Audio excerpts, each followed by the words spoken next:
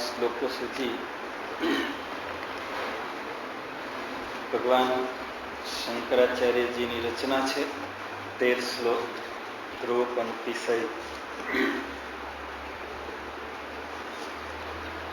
પછીના શ્લોકો જે છે, આમ તો સ્તોત્ર ત્યાં જ પૂરું થાય છે.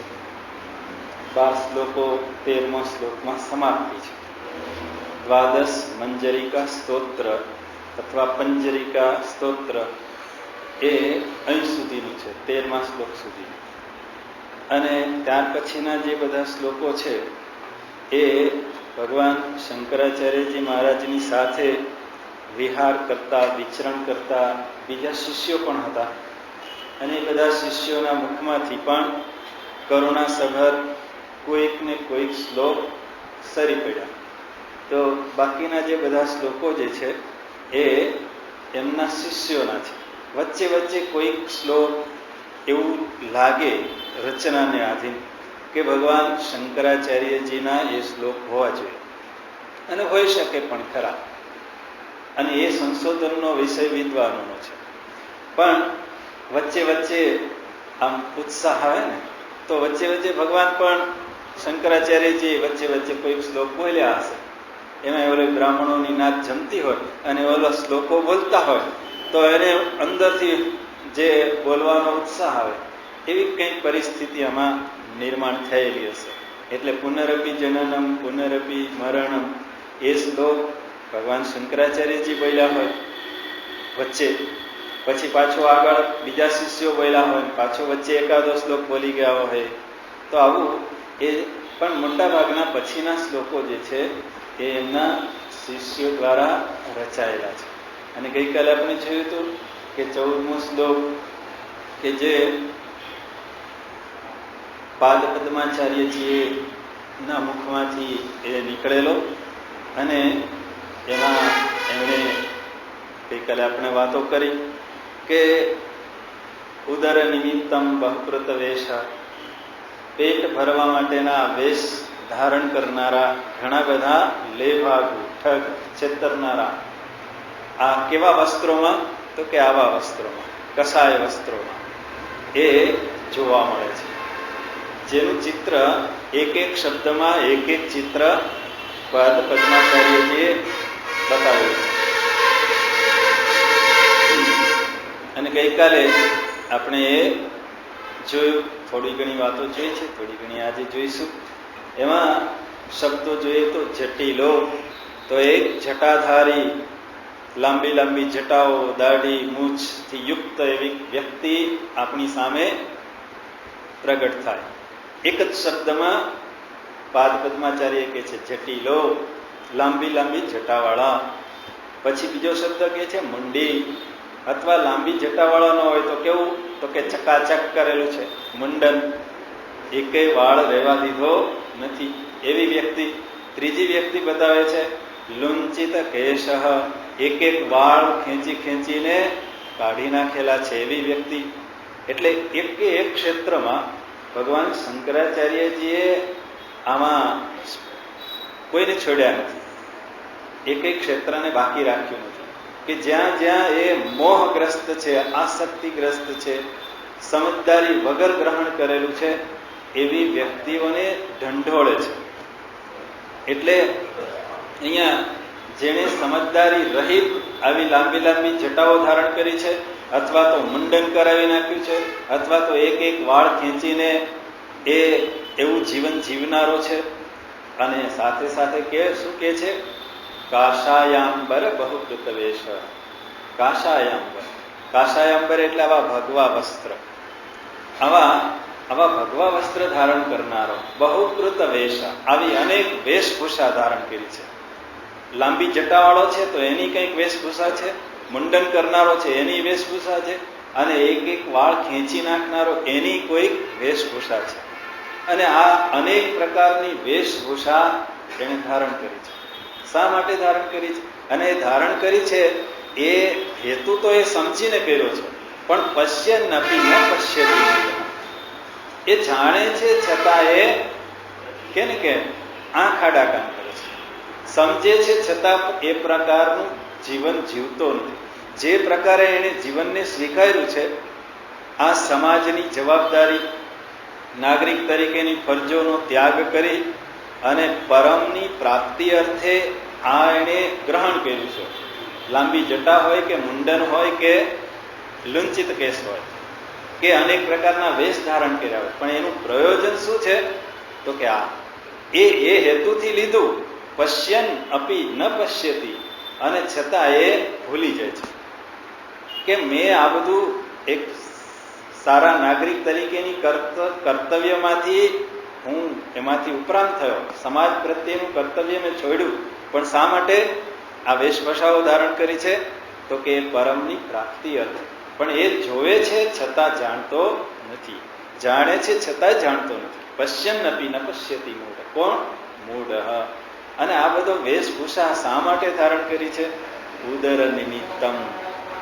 ઉદર નિમિત્તમ, સમજદારી વગરનો સંન્યાસ. અને આપણે જોયું હતું કે આ સંન્યાસીનું અહીંયા નિરૂપણ નથી કર્યું, સાધુનું નિરૂપણ નથી કર્યું, પણ કોનું નિરૂપણ કર્યું છે? બાવાનું નિરૂપણ કર્યું છે. આ બધા બાવા છે, ઘર છોડીને ભાગી ગયા, જવાબદારીઓ નિભાવી નથી, નિભાવી શકે એમ નથી, આજીવિકાનું કોઈ સાધન નથી, એટલે આ વેશભૂષા ધારણ કરી લીધી. બહુકૃત વેશ, ઉદર નિમિત્તમ, ઉદર નિમિત્ત. પણ અહીંયા એ પાપી પેટને માટે આ વેશભૂષા ધારણ કરી છે. એટલે આ જોનારો છે છતાં એ જોતો નથી. હકીકતમાં એ બધું જાણે છે, કે આ મેં વેશભૂષા શાને માટે ધારણ કરી છે, અને છતાં એ ન જાણવા બરાબર રહી અને વર્તન કરે છે.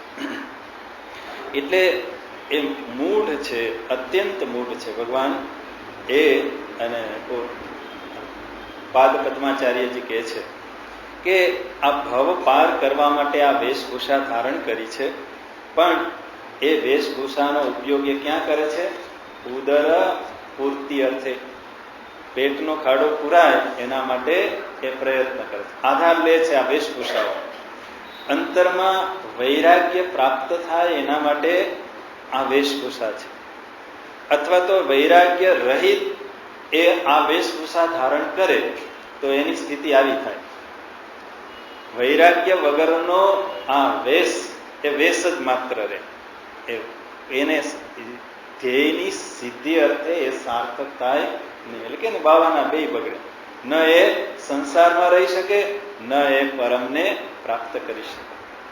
તો અને આવા આપણને તો ઠેર ઠેર જોવા મળે. કુંભ મેળામાં અને શિવરાત્રિના મેળામાં જઈએ તો અને આપણે એ જોવાનું છે કે એ જ વેશભૂષામાં એ પરમને પામેલી વ્યક્તિ પણ એ જ વેશભૂષામાં છે. એટલે એને આપણે એના દ્વારા સમજવાનું એવું છે કે આપણે કોઈના પ્રલોભનોમાં આવી નથી, અને વસ્ત્રથી એવા વસ્ત્રો જોઈને ભાગ્યે પણ નહીં કે તિરસ્કાર પણ ન કરીએ. આ શ્લોકનો સમજદારી કેળવવાની છે. આ કે માત્ર બાહ્ય આડંબર વેશભૂષા જોઈને હું પ્રભાવિત નથી, અને એ વેશભૂષા જોઈને ભાગવું પણ નહીં, કારણ કે એ રૂપમાં એ પણ હોઈ શકે, આપણને ખબર નથી. કારણ કે મહાપુરુષને ઓળખવા સહેલા છે નહીં.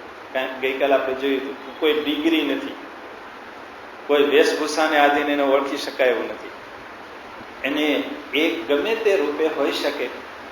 એટલે ભગવાને તો 3 વાર ગીતાજીમાં ગઈકાલે ઉલ્લેખ કર્યો હતો, સ્થિતપ્રજ્ઞના, ભક્તના અને ગુણાતીતના લક્ષણો બતાવવા પડ્યા. અને એક જ્ઞાની પુરુષ કેવા હોય તો એક સુભાષિતમાં પણ કહ્યું છે, શુક ત્યાગી, કૃષ્ણ ભોગી, વશિષ્ઠ એ પુરોહિતનું કાર્ય કરનારા છે. તો આમ જુદું જુદું કાર્ય કરનારા હોવા છતાં પણ એ છે. વેશભૂષા જુદી જુદી છે, પણ એ જ્ઞાનમાં સ્થિતિ સર્વની એક છે. એટલે આપણે એનો તિરસ્કાર કરી દઈએ કે અહીંયા તો આવો શ્લોક કયો છે કે આ બધા જ બાવા છે, પણ બધા બાવા હોતા મોટા ભાગે હોય છે, મોટા ભાગના હોય છે. કોઈ પણ એ જ રૂપમાં સારા પણ હોય છે. એટલે તિરસ્કારને યોગ્ય નથી. અને આપણે એની ઓળખ કેવી રીતે કરવી તો ગઈકાલે થોડી વિચારણા કરી હતી, આજે થોડી એના સંદર્ભમાં થોડી વધારે વિચારણા કરી. કે સામાન્ય વાત આપણે જોઈ હતી કે જેની પાસે જતાની સાથે મારું મન શાંતિ અનુભવે, મારા મનની ઉત્પાતો બધી સમવા લાગે, અને ત્યાંથી ઉઠીને હું જઉં ત્યારે થોડોક સમૃદ્ધ થયેલો હોઉં એવું મને લાગે કે મારા જીવનમાં કંઈક સમૃદ્ધિ આવી, તો ત્યાં થોડો વિશ્વાસ કરો. અને સંપૂર્ણ એની ઓળખ થાય. સંપૂર્ણ ઓળખ તો એના જેવો બનવું ત્યારે જ થાય, પણ થોડી ઘણી અંશે જો થઈ હોય તો સંપૂર્ણ શરણાગત થવું અનિવાર્ય છે. શરણાગતિ વગર એ મુક્તિ પ્રાપ્ત થાય એવી નથી. એટલે સંપૂર્ણ શરણાગત થયા વગર એ શક્ય નથી. પણ ગમે ત્યાં અંધશ્રદ્ધાથી સમર્પણ કરવું તો એ ફસાવા જેવું છે. અને ફસાય કોણ? લોભિયાનો માલ દૂતારા જ ખાય. લોભને કારણે જાય કે મને આ ફાયદો થઈ જાય, એટલે આ વેશભૂષાથી આકર્ષિત થઈ ગયો અને ત્યાં જાય કે મને આ ફાયદો કરાવી દેશે, મને આ લાભ આપશે. તો ઓલો ફસાવે કે આ બરોબર છે, મૂર્ખો આવ્યો એને વધેરીએ. કારણ કે લોભ માણસને છેતરે છે. એટલે લોભને કારણે જો એ ગયો હોય, ફાયદાને કારણે, ભૌતિક સમૃદ્ધિઓને, સિદ્ધિઓ માટે, આ ખાલી ઓલો લોભ નહીં, પણ સિદ્ધિ એ લોભ છે કે એ મહાપુરુષ સિદ્ધિથી યુક્ત છે, આપણે એની પાસે જઈએ, આપણે સિદ્ધિ મળી જાય, તો એ ઉપયોગ જ કરવાનો. અને એ ઉદર નિમિત્તમ એ સિદ્ધિનો ઉપયોગ કરે. એટલે એનાથી ચેતતા રહેવાનું છે, પણ બધાથી ભાગતા રહેવાનું નથી. એટલે એ સમજદારીપૂર્વક સર્વનો સ્વીકાર કરવો. તો એવા મહાપુરુષ સુભાષિત, એક બીજું સુભાષિત છે જેમાં એક આવું જ કંઈક વર્ણન જોવા મળે છે. સાથે સાથે બે બતાવે છે કે ખાલી વેશભૂષા, એમાં એ કહે છે સહ નિશ્રિતો અપી નચસ નિશ્રુતો કામરાગ. આ વ્યક્તિ કેવી છે? તો કે ઘરેથી તો નીકળી ગયો છે, નિશ્રુતિ. નિશ્રુતિ એટલે નીકળી ગયો, ઘર બહાર છોડીને નીકળી ગયો. એટલે અને નીકળી ગયો, પણ જ્યાંથી નીકળવાનું હતું ત્યાં નીકળો નહીં. નિશ્રુતા ન નિશ્રુતા કામરાગ. ઘરેથી બહાર નીકળી ગયો, અને ઘરેથી નીકળો પણ શેના અર્થે? તો કે અંદર રહેલા રાગ કામ એનાથી મુક્ત થવાનું, એનાથી નીકળવાનું છે, એને મુક્ત કરવાનું છે. અને એ એનાથી થયું નહીં. અંતરમાંથી કામનાનો ત્યાગ નથી થયેલો, રાગ ગયેલા નથી, અને ઘર છોડીને નીકળી ગયા. એનું અહીં વર્ણન કર્યું છે. બીજું કે છે કાષાય ઉદર વહતી સહ કિંતુ ન નિષ્કષાય. બીજી પંક્તિમાં કે છે કે ભગવા વસ્ત્રોનું ભાર એને વહન કર્યો. ભારરૂપ જ થઈ જાય પછી, કારણ કે એના માટે એ તારનારો નથી, ભારરૂપ છે, ડુબાડનારો છે. એટલે ભગવા વસ્ત્ર એને એ કે છે કાષાય. કાષાય એને એ ધારણ કર્યું. કાષાય એટલે ભગવા વસ્ત્ર. પણ ન કષાય, ન કષાય કાષાય. કષાય એટલે દોષ, કસાઈને દોષ કે છે. પણ કાસાય એટલે ભગવા વસ્ત્ર. એ ભગવા વસ્ત્ર ધારણ કર્યા શાના માટે? કસાયથી નિવૃત્ત થવા માટે, દોષથી નિવૃત્ત થવા માટે. પણ એને એ દોષથી મુક્ત ન થયો. ભગવા વસ્ત્ર ધારણ કર્યા પણ દોષથી મુક્ત થયો નહીં. અશુદ્ધિ જે મલ છે એ બધા કસાય છે. મલ વિક્ષેપ આવરણ આ કસાય કહેવાય છે. દોષ એનાથી જેને મુક્તિ મેળવવી જોઈએ. કસાય અશુદ્ધિ જે મલ છે કસાય એના. પણ કાષાય ધારણ કર્યા છે એના અર્થે કે આ મળમાંથી હું મુક્ત થાવ, શુદ્ધિને પ્રાપ્ત થાવ. પણ એ ન થયું. નિષ્કષાય. આગળ કે છે પાત્રમ બિભર્તિ અર્થ નચ ગુણેહી પાત્રભૂત.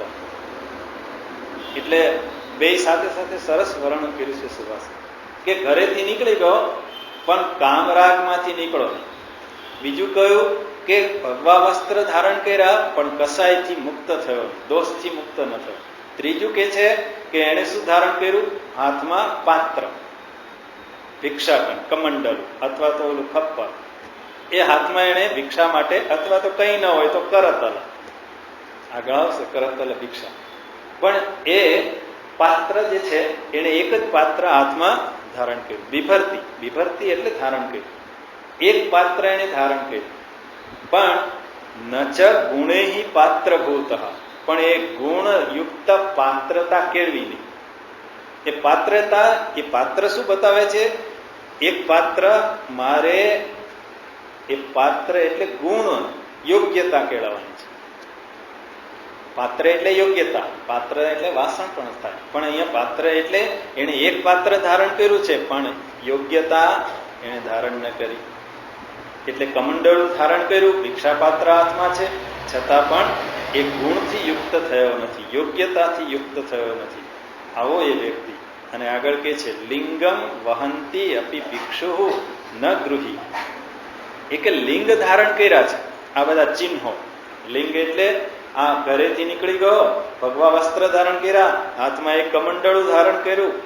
પછી અહીંયા માળા અને તિલકની વાતો નથી કરી, પણ એ હોય એ એને ધારણ કર્યું છે. છતાં એટલે કે છે લિંગમ વહંતી. આ લિંગને ધારણ તો કર્યા છે, એ ધારણ કરીને ચાલે છે. કોણ? છતાં પણ એ ભિક્ષુ નથી કે નથી એ ગૃહસ્થી, બે નથી. એમ બાવાના બે બગડે. એ અહીંયા કહે છે ન ભિક્ષુ ન ગૃહી. એ નથી એ સંન્યાસી કે નથી એ ગૃહસ્થી, ક્યાંયનો નથી રહેતો. આવો જે છે વ્યક્તિ, એ વ્યક્તિને અહીંયા પાદ પદ્માચાર્યજીએ દર્શાવ્યો છે કે વેશ માત્રથી કોઈ ગૃહસ્થી થઈ જતો નથી કે વેશ માત્રથી કોઈ ભિક્ષુ બની જતો નથી.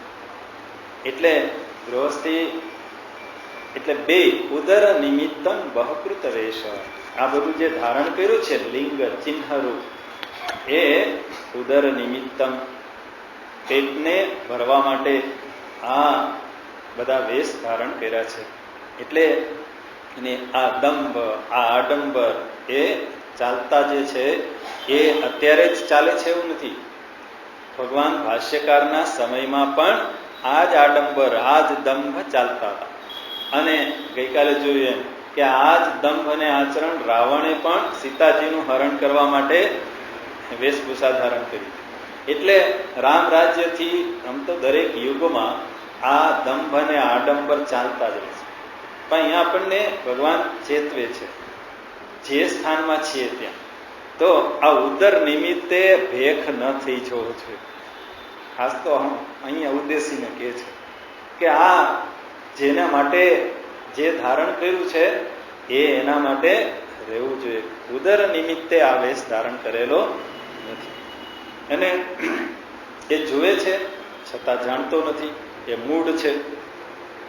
એટલે ભાષ્યકાર આ શ્લોકનો સંદેશ એટલો જ આપવા માંગે છે પાદ પદ્માચાર્યજી કે આપણે વસ્ત્ર જોઈ, વેશભૂષા જોઈ અને પ્રભાવિત ન થવું જોઈએ, અને વસ્ત્ર જોઈને એનો તિરસ્કાર પણ ન કરવો જોઈએ. અને તો શું કરવું? તો કે બાહ્ય વ્યક્તિત્વના દેખાવને આધારે એનું મૂલ્યાંકન ન હોય. બાહ્ય દેખાવ ને આધીન આપણે મૂલ્યાંકન નહીં કરવું. પણ મૂલ્યાંકન કઈ રીતે કરવું? તો કે એની આંતરિક સ્થિતિ કેવી છે એને આધીન એનું મૂલ્યાંકન હોય. અથવા તો કોઈને માપવા માટે આ શ્લોક નથી કે હાલો આ એનો આ વેશધારી છે ઉદર નિમિત્તે છે કે સાચા અર્થમાં છે, એ માપવા અર્થે પણ આ શ્લોક મૂકેલો નથી. પણ એ મહાપુરુષોને આપણે ઓળખી શકીએ એમ છીએ. એટલા માટે વેશભૂષા, ભાષા એને આધારે જો આપણે ઓળખવા જઈએ તો ઘણીવાર થાપ પણ થઈ જાય. એટલે એટલા માટે તો શું કરવું? અમે તો છેતરાઈ જઈએ, અમને તો ખબર ન પડે. તો કે એક ઉપાય છે પ્રાર્થના. ગોવિંદને ભજ, ગોવિંદને પ્રાર્થના કર કે હે ગોવિંદ, મારે હે ભગવાન તું જ મને સદગુરુ રૂપે પ્રાપ્ત થા. હું તો ઓળખી શકું એમ નથી ક્યાં કેવા વેશમાં એ છે, એટલે તું જ મને સદગુરુ રૂપે પ્રાપ્ત થા. આવી જો હૃદયપૂર્વકની પ્રાર્થના હોય તો ભગવાન સાંભળે. અને ભગવાન એવા સદગુરુને મારી સમીપ મોકલી પણ આપે. મારે શોધવા ન જવા પડે. ગુરુ બનાવવાથી હું બની જાઉં. એટલે ગુરુ બનાવવા ન જવું, પણ મારી અંદર શિષ્યત્વ નિર્માણ કરવું. એટલે ગુરુ આપોઆપ આવીને મળશે. અને નહીતર ઘણી વાર ફસાઈ જઈએ કે બનાવતા તો બનાવી દીધા, હવે ક્યાં જાઉં? એટલે એવું ન થાય. એટલે શું કરવું? પ્રાર્થના કરવી. હે ભગવાન, મારા જીવનમાં વાત નીકળી છે એટલે કહું કે આ પ્રાર્થના હતી. નાનો હતો ત્યારે ખબર નહોતી, કઈ સમજદારી એવી નહોતી, પણ આવી પ્રાર્થના થતી હતી કે ભગવાન તારી સાથે મારે એક થવું છે. પણ એ એક થવું એ ખબર નહોતી, પણ કેમ થવું, શું થવું. પણ પ્રાર્થના સમયે આ પ્રાર્થના હતી કે તું કંઈક કરજે, મારે તારી સાથે એક થવું છે. અને બધી વ્યવસ્થા એ ગોઠવતા જ ગયા અને એ જીવન બની ગયું. એટલે કોઈ પ્રયાસ નથી કર્યો. કહું ને, સંન્યાસ ધારણ કરવામાં સહજ થયો છે, એમાંય કોઈ પ્રયાસ નથી. એટલે ઈશ્વરે આમ બધી જગ્યાએ દોર્યા છે. એટલે પ્રાર્થના મહત્વની છે. એટલે કોણ કેવા વેશભૂષામાં છે મને ખબર નથી, પણ પ્રાર્થના કરી કે હે ભગવાન તું જોઈએ છે, પણ કેવી રીતે પ્રાપ્ત થશે એ ખબર નથી, તું કંઈક વ્યવસ્થા કર. એટલે એની મેળે વ્યવસ્થાઓ કરે, ગોઠવી દે. પણ સાચા હૃદયની પ્રાર્થના હોવી જોઈએ. તો આટલી વાતો જોઈ અને આ શ્લોકથી આગળ જઈએ. આગળના 2 શ્લોકો જે છે, જે એક નવો વિષય. આમ તો હવે પછીના બધા શ્લોકો આપણને એવું થશે કે પુનરાવર્તન છે, કારણ કે પુનરાવર્તન જ હોય. કેમ પુનરાવર્તન હોય? કે માત્ર ઓલા પંડિતને ઉપદેશ નહોતો આપ્યો ભગવાને, શંકરાચાર્યજી મહારાજે શિષ્યોને ઉપદેશ આપ્યો હતો. કારણ કે એ શિષ્યોમાં આવું આવું કંઈક એને દેખાતું હતું, ઓલા પંડિતમાં દેખાતું હતું એવું નહીં. એટલે એ શિષ્યો યથાર્થ ગ્રહણ એને કર્યું છે કે નહીં એની પ્રતીતિ રૂપે ફરી પાછા એક એક શ્લોકો બોલે છે શિષ્યો. એટલે પોતે ખાતરી કરાવે છે ગુરુજીને આવી રીતે કઈ આ શ્લોક બોલી અને એ કહે છે કે તમે જે ઉપદેશ આપ્યો છે એ ઉપદેશ અમે યથાર્થ ગ્રહણ કર્યો છે. એટલે એક એક શિષ્ય આવી રીતે પોતાનો પ્રતિભાવ આપે છે. એટલે પછીના 2 શ્લોક જે છે જે બંને ગૃહસ્થાશ્રમ અને સંન્યસ્તાશ્રમ બેયના જીવનમાં આશા, આ આશારૂપી પોટલું એ છૂટતું નથી. પછી એ ગૃહસ્થી હોય કે સંન્યાસી હોય, બેને ધ્યાનમાં રાખીને એ 2 શ્લોકો છે, 14, 15 અને 16. જેમાં 15મા શ્લોકમાં ગૃહસ્થાશ્રમમાં રહેલું વૃદ્ધ વ્યક્તિ, આમ તો સંન્યાસી વૃદ્ધ જ થાય, પણ મોટે ભાગે એ ગૃહસ્થીને ધ્યાનમાં રાખીને વર્ણન કરેલું છે. અને પછીનો જે શ્લોક છે એ સંન્યાસીને ધ્યાનમાં રાખીને એ આશારૂપી પોટલું એ પણ છોડતો નથી, એનું વર્ણન એમાં છે. બંને સાથે જોઈએ. અંગમ ગલિતમ પલિતમ મુંડમ દશન વિહીનમ જાતમ તુંડમ વૃદ્ધો યાતિ ગૃહીત્વા દંડમ તદપિ ન મુંચતિ આશાપિંડમ ભજ ગોવિંદમ ભજ ગોવિંદમ ગોવિંદમ ભજ મૂઢમતે અગ્રે વહ્નિ પૃષ્ઠે ભાનુ રાત્રો ચિગુપસમર્પિત જાનુ તરતલ દીક્ષાસ્તરુતલ વાસ તદપિ ન મુંચત્યાશાપાશ ભજ ગોવિંદમ ભજ ગોવિંદમ ગોવિંદમ ભજ મૂઢમતે. 15મો શ્લોક તોટકાચાર્યજીએ લખેલો છે. એ વિદ્વાન હતા, એને આખું એક જ છંદમાં, તોટક છંદમાં સ્તોત્ર લખ્યું, એટલે એનું નામ તોટકાચાર્ય. તોટક છંદ, સ્તોત્ર નામ યાદ નથી, પણ એ તોટકાચાર્ય, તોટક છંદ છે, છંદનું નામ છે. અને પછીનો શ્લોક છે હસ્તામલકાચાર્ય, પણ એ પણ ભગવાન શંકરાચાર્યજીના ખૂબ પરમ અનન્ય સેવાનિષ્ઠ ભક્ત હતા. સેવા એટલે એ પણ એકવાર ભગવાન શિવ, જેમાં પાદ પદ્માચાર્યજી વિશે આપણે જોયું કે ભગવાનના કપડાં ધોવા ગયા, ભગવાને એમને બોલાવ્યા કે આ સ્વાધ્યાયમાં મોડું થઈ છે, તમે જલ્દી આવો. બીજા શિષ્યો કે ઉતાવળા કરો, તમે જલ્દી શરૂ કરી દો, એને તો સેવામાં રસ છે, સેવા ભલે કરે. કપડાં ધોવા ગયા સામે કિનારે, તો એમાંથી દોડતા આવ્યા નદીમાં, એક એક કમળ બહાર નીકળતો, પાદ પદ્માચાર્ય. એમ આ હસ્તામલકાચાર્ય એ પણ સેવાનિષ્ઠ હતા. એટલે એની બધા મસ્કરી કરતા હતા કે આ પૂતું છે, આને કંઈ ખબર નથી પડતી. એટલે ભગવાન કે આ બધા શિષ્યો એને એમાંથી મુક્ત કરવા એક વખત એવો પ્રસંગ બન્યો કે આ હસ્તામલકાચાર્ય એ હસ્ત આમલકવત, હસ્તામલક સ્તોત્ર છે. એ હસ્તામલક સ્તોત્રની રચના કરી છે હસ્તામલકાચાર્ય, કે એના મુખમાંથી આ શ્લોકો ભગવાને પ્રેરણા કરી, ભગવાન શંકરાચાર્યજી. એટલે હસ્તામલક આવતા હતા ત્યારે એના મુખમાંથી આ શ્લોક સરી પડે. જ્ઞાની મહાપુરુષને એ આત્માની અનુભૂતિ કેવી થાય? તો કે હાથમાં જેમ આમળું રાખીએ અને સ્પષ્ટ દેખાય, હસ્ત આમલક વત, હસ્તામલક. એ હસ્તામલક સ્તોત્ર છે, સુંદર સ્તોત્ર છે. કે જ્ઞાનીનું નિરૂપણ કર્યું છે કે જ્ઞાની પુરુષને જ્ઞાન દ્રષ્ટિ, અપરોક્ષ અનુભૂતિ કેવી હોય છે? તો કે જેવી રીતે હું હાથમાં રહેલું આંબળું સ્પષ્ટ જોઈ શકું એવું એને એ અપરોક્ષ જ્ઞાન, એની અનુભૂતિ થતી છે. એવું એ સ્તોત્ર એમણે આ શ્લોક લખેલો છે. આપણે જે શબ્દને અંગમ ગલિતમ પલિતમ મુંડમ, આ શબ્દો પણ એવા જ છે કે આમ કેવું આમ તાદૃશ ચિત્ર રજૂ કરે છે વૃદ્ધ માણસ.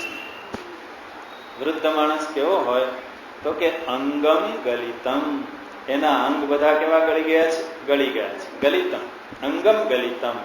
પલિતમ, પલિત એટલે પાળિયા, પાળિયા એટલે વાળ કેવા થઈ ગયા છે? પીળા અને પછી સફેદ થઈ ગયા છે.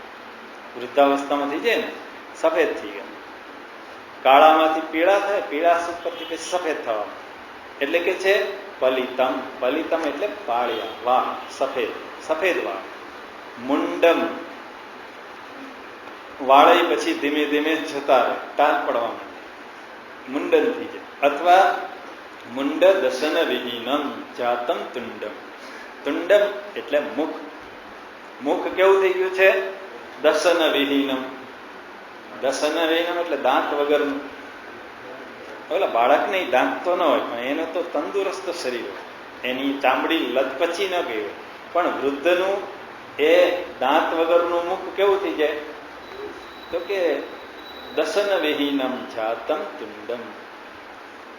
વૃદ્ધો યાતિ ગૃહિત્વા દંડમ. શરીર કૃશ થઈ ગયું છે એટલે હવે ચાલવામાં લથડૈયા ખાય છે, માટે હવે ત્રીજો પગ ધારણ કરવો પડે છે.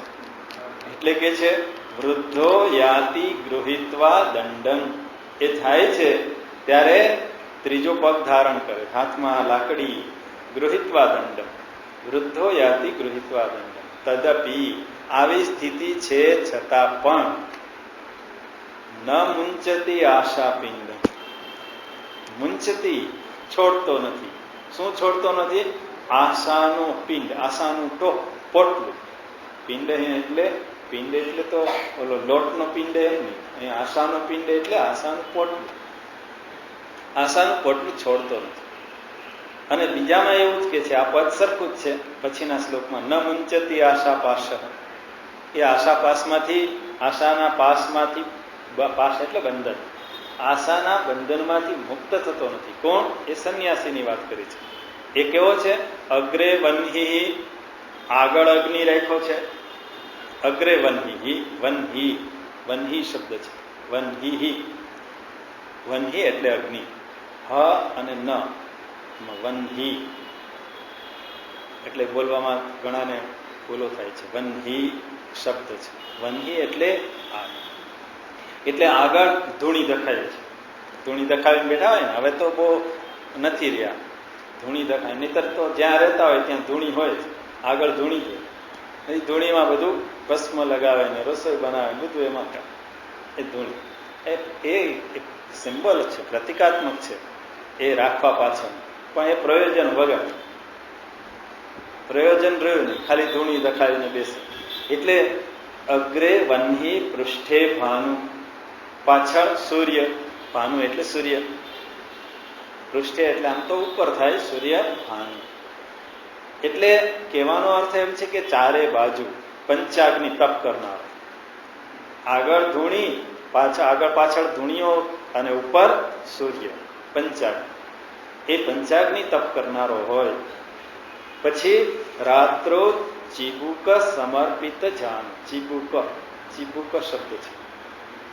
ચીબુક એટલે હડપચી. એ હડપચી માટે વાપરે છે કે રાત્રે ઠંડીમાં તો કઈ એની પાસે છે નહીં. હવે દિવસના તો એ પંચાગ્નિ તપ તપ્યો, પણ રાત્રે તો ઓલી ઠંડીમાં શું કરે? તો કે ઠંડીમાં બધાની સ્થિતિ એવી હોય છે, પગ ધીમે ધીમે આમ લાંબા હોય એ ધીમે ધીમે ટૂંકા થવા માંડે અને માથું આમાં આવવા માંડે. એટલે ગોઠણની વચ્ચે માથું આવી, એને અહીં વર્ણન કર્યું. ચીબુક સમર્પિત જાનુ. જાનુ એટલે ગોઠણ. જાનુ ગોઠણ. ગોઠણમાં એને સમર્પિત કરી દીધું. શું? હડપચી. ચીબુક મસ્તક. એનું મસ્તક એને એ ગોઠણની વચ્ચે રાખેલું છે. આવો વ્યક્તિ છે. અને સાથે કરતલ ભિક્ષા, કોઈ પાત્ર નથી રાખ્યું. આગળ તો કે પાત્ર છે પણ પાત્રતા નથી. અહીંયા તો એની પાસે પાત્રેય નથી. કરતલ ભિક્ષા, હાથમાં ભિક્ષા લઈને ખાય છે. પંચાગ્નિ તપ કરે છે. રાત્રે ઠંડીમાં ઠંડી સહન કરે છે. આવી વ્યક્તિ અને રહે છે ક્યાં? તો કે તરુતલ વાસહ, વૃક્ષની નીચે અથવા તો કોઈ મંદિરમાં, એના પરસાળમાં એ ઓટલે પડ્યો રહે છે.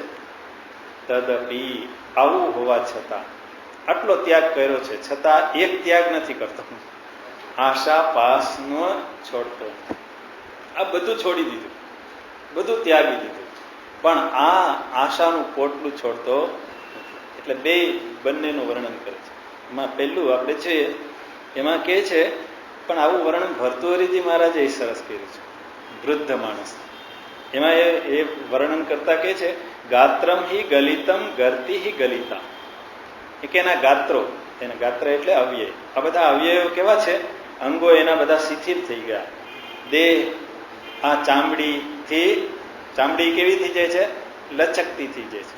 ઓલી યુવાનમાં તકતકતી છે, પણ એ વૃદ્ધાવસ્થામાં લબડી પડે છે ચામડી. આવું એ વર્ણન એમાં કર્યું છે. અને દ્રષ્ટા તુ દંતાવલી, આ દંતાવલી છે દાંત. મુખમાં એક પણ દાંત દેખાતો નથી.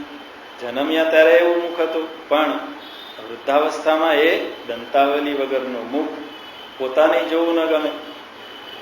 પછી આગળ કે છે, દ્રષ્ટિ નશ્યતી ચ વર્ધતે બધીરતા. એટલે દ્રષ્ટિ કેવી થઈ જાય છે વૃદ્ધાવસ્થામાં? તો કે ઘટતી જાય. હવે થોડુંક દેખાય છે, પછી કે હવે તો વધારે નથી દેખાતું, પછી સાવ દેખાતું બંધ થઈ જાય. એટલે કે મોતિયો આવી ગયો. એટલે મોતિયો ઉતરાવે એટલે પાછું થોડુંક દેખાતું થાય, પણ ક્યાં સુધી? તો કે થોડોક સમય રહે, પછી પાછી દ્રષ્ટિ ધીમે ધીમે જાય. અને બધીરતા, બહેરાશ, કે હવે ઓછું સંભળાય છે. અને ધીમે ધીમે ઓલો ઇયરફોન, ઓલો ઇયર ને શું કે ઇયરફોન ની પણ એ કાનને મશીન સાંભળવા, એને પછી ધીમે ધીમે એનું વધારતા જાય કે હવે સંભળાતું નથી, થોડુંક વોલ્યુમ વધારીએ, ટ્યુન કરી. પણ પછી ફૂલ થઈ ગયું કે હવે એમાંય સંભળાતું નથી. ધીમે ધીમે વૃદ્ધાવસ્થામાં બિલકુલ સાંભળવાનું બંધ થઈ જાય. એટલે કે છે વર્ધતે બધીરતા, બહેરાશ વધતી જાય છે, સાંભળવાનું ઓછું થઈ જાય છે. અને આગળ કે છે વક્ત્રમ મુખમ, વક્ત્રમ એટલે મુખમ, મુખમ ચ લાલાયતી. અને મુખમાંથી શું થાય છે? દાંત નથી, ચામડી લચલચી ગઈ છે, તો મુખમાંથી ઓલી લાળો પડે છે. લાલાયતી. બાળકને તો એ નહીં લાળ પડતી હોય, કારણ કે દાંત ન હોય ત્યારે એ નહીં લાળ પડે, એટલે ઓલી માં લાળિયું બાંધે. પણ અહીંયા વૃદ્ધને થોડું કઈ લાળિયું બંધાય. પણ આ સ્થિતિ થાય છે, એટલે બાંધી ન શકાય અને અહીં રોકી શકાય નહીં, કારણ કે એના હાથમાં નથી. એ રોકવા ધારે તોય પડી જાય, મુખમાંથી પડી જાય છે. આ સ્થિતિ છે વૃદ્ધાવસ્થાની, કરુણ સ્થિતિ છે. અને આ શરીર જો ટકી રહ્યું તો એમાંથી એને પસાર થવાનું જ છે. એ કોઈ એક વ્યક્તિ નહીં, સર્વ કોઈ નહીં. જે આશ્રમમાં જીવતી હોય એ બધા, એ વૃદ્ધાવસ્થા તો આવી દોયેલી છે, કષ્ટદાયક છે. એમાં અને આગળ કે છે વાક્યમ ન ધીયતે ચ બાંધવ જન, કે એનું વાક્ય જે છે એના વાક્યનો કોઈ આદર કરતું નથી. સ્વજનો, બાંધવજન, એને શું કહી દે? તમને શું ખબર પડે? અત્યારે જમાનો બદલાઈ ગયો છે. હવે પહેલા તો મોટી ઉંમરે એવું થતું હતું, હવે તો ઓલો 15 વર્ષનો થાય ત્યાં કહેવા માંડે કે તમને શું ખબર પડે, હા અમારા જમાના. એટલે આ આગળ કે છે હા કષ્ટ રૂપા પુરુષસ્ય જીર્ણ વયસ, કે આ મનુષ્યનું આ વય જે છે જીર્ણાવસ્થા એવી કષ્ટદાયક છે. હા કષ્ટ રૂપા, આ વૃદ્ધાવસ્થા કષ્ટદાયક છે. એટલે અને આવી હોય છતાં પણ ન મુંચતી આશા પિંડ, એ છતાં આવી કષ્ટદાયક વૃદ્ધાવસ્થા આવશે છતાં એ આશાનું પોટલું છોડતો નથી. તો આ શ્લોક દ્વારા આપણે સમજવાનું શું? એ તો વૃદ્ધનું વર્ણન કરી દીધું, પણ આપણે આ આશાના પોટલાને ધીમે ધીમે છોડવાનું છે. ઉપદેશ એવો આપે છે કે એ તો છોડી નથી શક્યા, પણ તમે થોડું ધીમે ધીમે મુક્ત થતા જાઓ. આશા, એમાં આશા એટલે શું?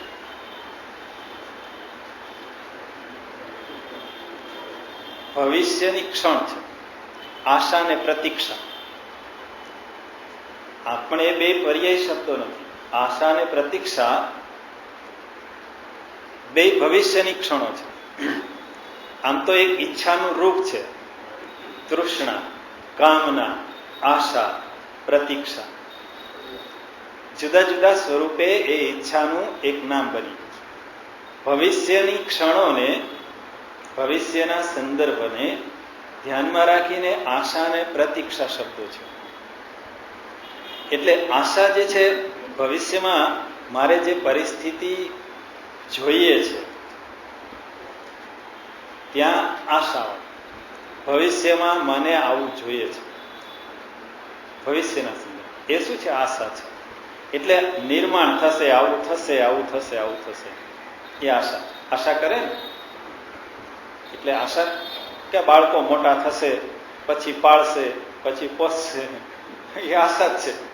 આશા ઠગારી નીવડે, એનાથી વિરુદ્ધ થઈ જાય. પણ ભવિષ્યને ધ્યાનમાં રાખી ભવિષ્યના સંદર્ભમાં છે કે આવી પરિસ્થિતિનું નિર્માણ થશે, એ આશા. અને પ્રતીક્ષામાં રાહ જોવાની. પ્રતીક્ષા શું છે? એ ભવિષ્યની છે, એમાં રાહ જોવાની છે. કે કોઈ કે કાલે આવીશ, તો કાલે આવીશ એવું કે તો એમાં મને આશા હોય? એમાં આશા ન હોય, એમાં પ્રતીક્ષા છે. કોઈક આપણને કે કાલે આવીશ, એટલે કાલે જે સમય આપ્યો હોય ત્યારે શું થાય? એક ક્ષણની પ્રતીક્ષા છે, એ પ્રતીક્ષા છે. અને આશા શું છે? તો કે આવું મને આશા છે, એ આવશે જ. એને કહ્યું નથી કાલે આવીશ, એવું નથી કહ્યું, પણ મને એવી ખાતરી છે, આશા છે, એ આવશે. ભવિષ્યની પરિસ્થિતિ આવી નિર્માણ થશે કે એ આવશે જ, તો એ આશા થઈ ગઈ. પણ કાલે આવશે તો એ પ્રતીક્ષા છે ભવિષ્યની ક્ષણ. પણ આશા અને પ્રતીક્ષા વચ્ચે આટલો ભેદ સમજાઈ ગયો છે. સમજાય ને? પ્રતીક્ષા એટલે જ્યાં રાહ જોવાની છે. આશા છે ભવિષ્યમાં આવું થશે, બનશે, એના સંદર્ભમાં છે. એટલે અહીં કહે છે કે આ આશા એ છોડતો નથી, પણ ધીમે ધીમે આ આશામાંથી મુક્ત થવાનું છે. અને સંપૂર્ણ આશામાંથી મુક્ત ક્યારે થઈ શકાય? ગોવિંદમ ભજ, ગોવિંદને ભજ તો તું એમાંથી મુક્ત થઈ શકીશ. અથવા તો ગોવિંદ સ્વરૂપમાં સ્થિત થઈશ ત્યારે સંપૂર્ણ આશામાંથી મુક્ત થઈશ. ત્યાં સુધી એ આશામાંથી મુક્તિ થતી નથી. એટલે એ આશામાંથી મુક્ત થવા માટે શું કરવાનું? તો આવો સ્થૂળ ત્યાગ અહીંયા જે બતાવ્યો હોય, અગ્રે વનહીના કે તો કે ના, એના માટે એ સહાય જ છે, એ નકામું નથી. એ નકામું છે એવું કહેવાનો અર્થ નથી, પણ મુખ્ય વાત છે મનને પરિપક્વ બનાવવું. બાહ્ય ત્યાગ કે બાહ્ય તપ એ સહાય કરનારું છે, એટલે નકામું નથી થઈ જતું. પણ આશામાંથી મુક્ત થવા માટે તો મારે મનને જ તૈયાર કરવું પડે, મનને પરિપક્વ બનાવવું પડે. મન સુંદર હોય તો મને એ વૃદ્ધ શરીર હશે છતાં પણ એ સુંદરતા અનુભવાશે. નહીતર એ વૃદ્ધાવસ્થામાં હાય હોય જ હશે. આશા કારણ કે પૂરી થવાની નહીં, અને પૂરી થાય નહીં એટલે હું દુઃખી થવાનો. એ દુઃખમાં જ એ વૃદ્ધાવસ્થા પસાર થાય. પણ વૃદ્ધાવસ્થામાં જો મનને પરિપક્વ કરી લીધું હોય, આ આશામાંથી ધીમે ધીમે મુક્ત કર્યું હોય, તો એ વૃદ્ધાવસ્થાનું પણ એક આગવું સૌંદર્ય છે, એક અવસ્થા છે. અને એ અવસ્થાને માણવા યોગ્ય બની. વૃદ્ધાવસ્થાને હું માણી શકું, નહીતર વૃદ્ધાવસ્થા એમાં કષ્ટ જ રહેલું છે. એટલે આ આશા પાસ એમાંથી મુક્ત થવાનું શું? તો કોઈક જગ્યાએ એવું કહ્યું છે, જન્મ દુઃખમ, જરા દુઃખમ, જાયા દુઃખમ, પુનઃ પુનઃ, જાગ્રહી જાગ્રહી, તસ્માત જાગ્રહી, માટે તું જાગી જા કે આ બધું તો કેવું છે?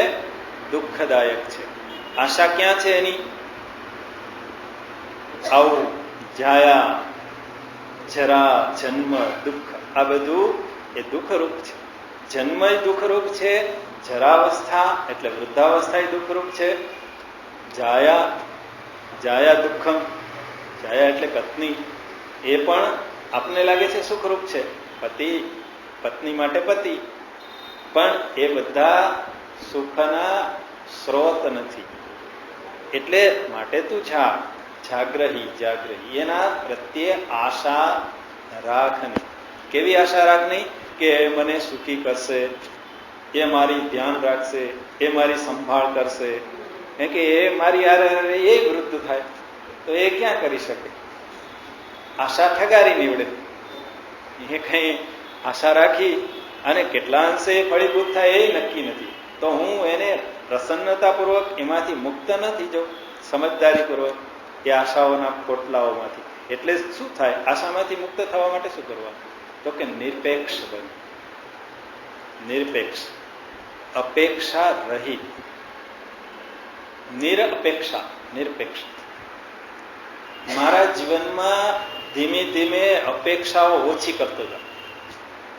ઘરમાં અપેક્ષાઓ હોય ને કે એને આમ કરવાનું, એને આમ વર્તન કરવાનું, એને મારું એટલું કામ કરી દેવાનું, એને આમ, આ અપેક્ષાઓ દુઃખી કરે. ન દરરોજ કરી દઈએ તો વાંધો ન પડે ને એક દિવસ ન થાય તો હલપલી છે કે લે મારું તો ધ્યાન જ રાખતા નથી, મારું તો કામ જ કરતા નથી. એક દિવસ ન કર્યું ત્યાં દરરોજ કરે છે એની નોંધ થતી નથી ને એક દિવસ ન કર્યું એની નોંધ તરત જ થઈ ગઈ. આ અપેક્ષા, આશા એ છે અપેક્ષા રૂપે પરિવર્તિત થઈ. એટલે અપેક્ષાઓથી મુક્ત થવું, ઓછામાં ઓછી અપેક્ષાઓ રાખવી, એ સુખી થવાનું સાધન છે. પછી ત્યાં હોય કે અહીંયા હોય, બધે જ અપેક્ષા જ મનુષ્યને દુઃખી કરનારી છે. જેટલી અપેક્ષાઓ ઓછી એટલું સુખ વધારે, એટલું સુખ વધારે. એટલે નિરપેક્ષતાને લાવવી જીવનમાં. એટલે ધીમે ધીમે, અને આપણાથી થઈ શકે ત્યાં સુધી તો બધું કરવું જોઈએ આપણે. શું કામ એના ઉપર નિર્ભર થવા? એટલે અને પછી હું પાંગળો થઈ જાઉં, કારણ કે હું પછી કરી ન શકું, કારણ કે બધું તૈયાર કરી દીધું, બધું આપી દીધું. એટલે આપણા બાળકોને આપણે એને પગભર ઉભા રહેતા શીખવા જોઈએ. નિરપેક્ષતાના પાઠ એને બાળપણથી જ શીખવાડવા. એ પાંગળો બની જાય એમ, માં બધું કરી દે એવું કેમ? મારા દીકરાને હું બધું કરતો, કાંઈ એને કંઈ ખબર નથી પડતી, પણ ઓલો પાંગળો થતો જાય અને પછી કોક ઉપર આશા રાખતો થઈ જાય કે એને મારું કરી દેવું, અને ન કરે તો પછી દુઃખી થાય. એટલે અને જ્યાં જેવી પરિસ્થિતિ છે એની સાથે એને ગોઠવાતા શીખવા. જેવી પરિસ્થિતિ હોય એમાં આપણે ગોઠવાઈ જઈએ તો સંઘર્ષ ન થાય, દુઃખ ન થાય. પણ આપણે પરિસ્થિતિમાં એમાં ફેરફારો કરવા માંગીએ કે ના એને આમ જ બેસવું જોઈએ, એને આમ જ કરવું જોઈએ. એ તારા હાથમાં નહીં રહે. ક્યાં સુધી રહે? થોડાકને બદલી શકીશ, કઈ બધાય બદલી નહીં જાય. એટલે આ અપેક્ષાઓ જે છે, દુરાગ્રહ છે, એ છોડવી. એ છોડે જેટલા અંશે એ છૂટશે એટલું એ વૃદ્ધાવસ્થા સુખદાયક થશે. આશાઓ છોડવી એટલે આવું છોડવાનું છે, અપેક્ષાઓને, દુરાગ્રહોને છોડવા. એટલે અને ભર્તુરી કહે છે કે આ વૃદ્ધાવસ્થા તો કેવી છે? વ્યાઘ્રીવ તિષ્ઠતી. વ્યાઘ્રી વાઘણ જેવી છે. આ વૃદ્ધાવસ્થા વાઘણ જેવી છે. એટલે વાઘણ કેવી હોય? તો કે બિહામણી, ભયંકર, ભય લાગે, એમાં ડરાવે. આ વૃદ્ધાવસ્થા આપણને ડરાવે ને, ચિંતાથી ગ્રસ્ત કરે, આશામાં ગ્રસ્ત કરે અને ભયથી યુક્ત કરે. એટલે વૃદ્ધાવસ્થા આવી હોય ત્યારે એવું થાય કે ગયા ગયા ગયા રહી ગયા, ગયા ગયા ગયા રહી ગયા. જરાક કંઈક થાય એટલે થાય કે હવે તો ગયા, ત્યાં તો પાછા રહી ગયા. એટલે ડરાવે વૃદ્ધાવસ્થા. વૃદ્ધાવસ્થા એવી છે કે જરાક કંઈક થાય એટલે એવું થાય કે હવે તો ગયા. વ્યાઘ્રી, હરતુરીથી મારા સરસ શબ્દ વ્યાઘ્રી. એટલે પણ જો સમજદારી પૂર્વકનું જીવન બનાવીએ ને તો વૃદ્ધાવસ્થા એ ભયથી છોડાવનારી છે, ભયયુક્ત કરનારી નથી, ચિંતાગ્રસ્ત કરનારી નથી, પણ એની તૈયારી જ્યારથી સમજ પ્રાપ્ત થાય ત્યારથી શરૂ કરી દેવાની. તો એ વૃદ્ધાવસ્થા એ આપણા માટે શાંતિ પ્રદાન કરનારી બની રહે. એટલે અને વૃદ્ધાવસ્થામાં આયુષ્ય તો ક્ષીણ ક્ષીણ જલ્દી થાય છે. જે ઓલું માટીમાંથી પાણી જવે એમ વૃદ્ધાવસ્થામાં હવે આયુષ્ય ક્ષીણ થતું જાય છે, જલ્દી એમાં ફટાફટ જાય છે. એટલે એ વૃદ્ધાવસ્થા કષ્ટદાયક બને એ પૂર્વે એ કષ્ટદાયક ન લાગે એવું જીવન બનાવે. કારણ કે કષ્ટદાયક તો આવવાનું છે, કારણ કે વૃદ્ધાવસ્થામાં કોઈ પણનું શરીર ક્ષીણ થવાનું છે.